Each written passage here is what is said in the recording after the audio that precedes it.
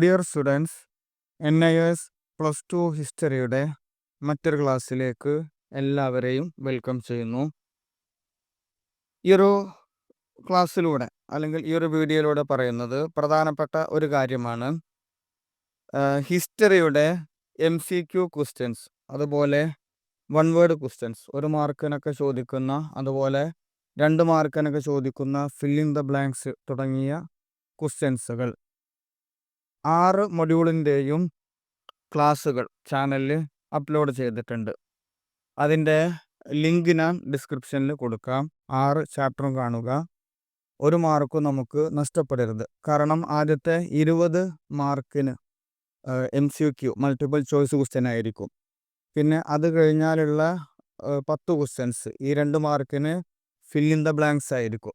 അപ്പം അതുകൊണ്ട് തന്നെ 30 മാർക്ക് നമുക്കൊരിക്കലും നഷ്ടപ്പെടരുത്. അതുപോലെ ചെറിയ മാർക്കിന് ചോദിക്കുന്ന ക്വസ്റ്റ്യൻസുകളും എല്ലാം ഉൾപ്പെടുത്തിയിട്ടാണ് ക്ലാസ് തയ്യാറാക്കിയിട്ടുള്ളത്. മാത്രമല്ല ഇതിൽ ക്ലാസ്സിൽ ക്വസ്റ്റ്യൻസ് ഇംഗ്ലീഷിലും മലയാളത്തിലും കൊടുത്തിട്ടുണ്ട്. അതുപോലെ ആൻസറും ഇംഗ്ലീഷിലും മലയാളത്തിലും കൊടുത്തിട്ടുണ്ട്. കഴിഞ്ഞ വർഷങ്ങളിൽ ചോദിച്ച ക്വസ്റ്റ്യൻസ്, അതുപോലെ സ്ഥിരമായിട്ട് ചോദിക്കുന്ന, റിപ്പീറ്റഡായിട്ട് ചോദിക്കുന്ന ക്വസ്റ്റ്യൻസ്, അതുപോലെ ചോദിക്കുവാൻ സാധ്യതയുള്ളത് എല്ലാം ഉൾപ്പെടുത്തി പരമാവധി കവർ ചെയ്തിട്ടാണ് ഈ ഓരോ ക്ലാസ്സുകളും തയ്യാറാക്കിയിട്ടുള്ളത്. അപ്പം അതുകൊണ്ട് ക്ലാസ്സുകൾ പൂർണ്ണമായിട്ട് കൊടുക്കുക. ലിങ്ക് ഞാൻ ഡിസ്ക്രിപ്ഷനിൽ കൊടുക്കുന്നുണ്ട്.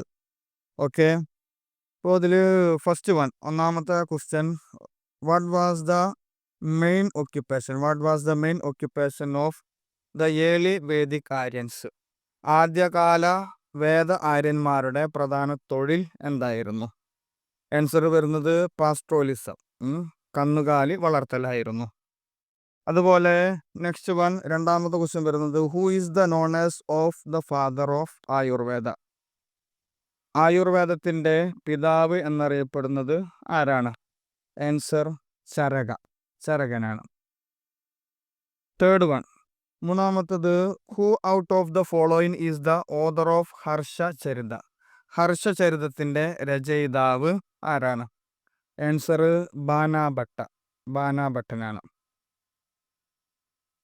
നെക്സ്റ്റ് ഫോർത്ത് നാലാമത്തത്, who out of the following used to head Diwan-i-Arz during the sultanate period?